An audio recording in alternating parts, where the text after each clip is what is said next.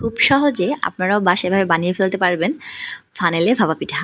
যাদের কাছে ভাপা পিঠা তৈরি করার অ্যাক্সেসরিজ নেই তারা খুব সহজেভাবে একটা ফানেল কিনেই ভাপা পিঠা বানিয়ে ফেলতে পারবেন। পিঠা শুধু খাবো বললেই তো হয় না, পিঠা খাওয়ার জন্য অনেক প্রস্তুতি নিতে হয়। যেমন পিঠার প্রধান উপকরণ হচ্ছে আটা। চালের গুঁড়ো ছাড়া আসলে কোনোভাবেই পিঠা সম্ভব নয়। তাই প্রথমেই যেটা উপকরণ সেটা হচ্ছে আটার জন্য প্রস্তুতি। আমরা দুজনে, আমি আর আমার হাসব্যান্ড আর কি আপনাদের ভাইয়া, আমরা দুজনে মিলে চলে গিয়েছিলাম আটা করার জন্য। আমরা এখানে প্রায় 5 কেজি পরিমাণে চাল নিয়েছিলাম, সেগুলোকে ভিজিয়ে রেখে আমরা দুজনে আটা করতে চলে গিয়েছি ঢেঁকির মধ্যে। যদিও বা এখন এই প্রসেসটা আর মানুষ ফলো করে না, এখন রেডিমেড চালের আটা কিনতে পাওয়া যায়, আবার মেশিনেও করা যায়। কিন্তু আমাদের কাছে, আমরা কখনো এই কাজটা করি নাই, তাই আমাদের দুজনের কাছে করতে ইচ্ছা হয়েছিল, তাই আমরা করেছিলাম। আসলে এতগুলো চাল আমাদের একার পক্ষে, যেমন আমি বারবারে মানে চেলে নিতে পারতেছিলাম না, আপনাদের ভাইয়াও হচ্ছে যে ঢেকে আসলে আটাগুলোকে গুঁড়ো করতে পারতেছিল না, তাই আমরা একটু পর পর দুজনের পজিশন চেঞ্জ করতেছিলাম। এভাবে আমরা আটাগুলোকে আটা করে নিয়েছি। এখন আমরা পিঠা বানানোর জন্য প্রস্তুতি নিচ্ছি।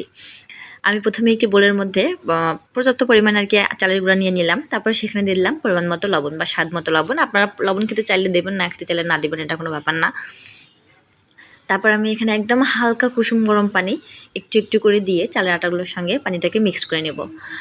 আমি আসলে আপনাদেরকে পিঠা বানানো শেখাতে আসি নাই। আমি জানি যে আপনারা অনেক আগে থেকেই এই পিঠাগুলো বানাতে জানেন বা এভাবে পিঠা বানিয়ে আপনারা খান, এবং আমার থেকেও অনেক পারফেক্টভাবে আপনারা বানাতে পারেন।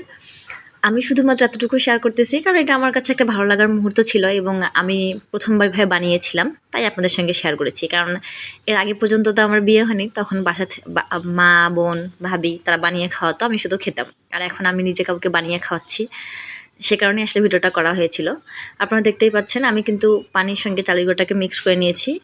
খুব বেশি পানি আমি দেইনি, এটা আপনারা একটু একটু করে পানি মিক্স করে করবেন। যখন দেখবেন যে চালের আটাগুলোকে মুঠো করলে ভেঙে যাচ্ছে না, সেই পর্যায়ে আসলে এটা কমপ্লিট হয়ে গিয়েছে। আমি আটাগুলোকে তারপর খুব ভালোভাবে একটি চালনির সাহায্যে চেলে নিলাম। আপনারা চাইলে স্টিল চালনি ব্যবহার করতে পারেন, আমার হাতের কাছে যেটা ছিল আমি সেটাই ব্যবহার করেছি আর কি। খেজুর গুড় দিলে ভালো হতো, কিন্তু হাতের কাছে আমার খেজুর গুড় ছিল না, মুঠো গুড় ছিল, তাই আমি সেটাই নিয়ে নিয়েছি।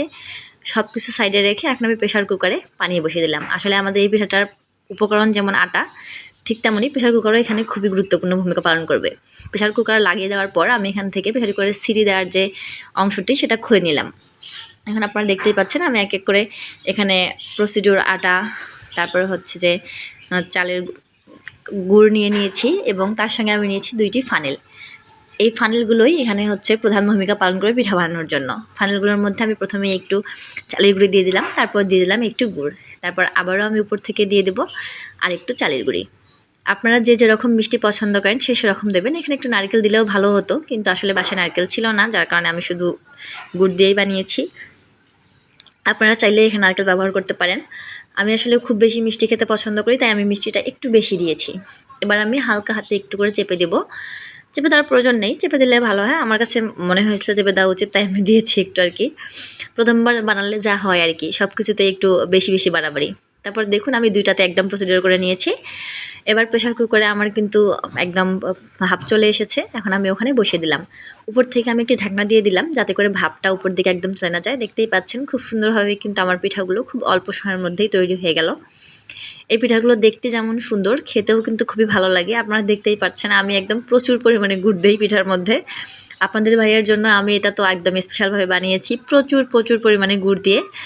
দেখেই লোভ লাগছে, তাই না? এই ভিডিওটা আসলে অনেক আগে বানানো। এখন তো আমরা ঢাকায়, আসলে ঢাকা আসার পর পিঠা খাওয়া হয়নি। দেখে আবারও আমার খেতে ইচ্ছা হচ্ছে। আসলেই স্মৃতি অনেক সুন্দর।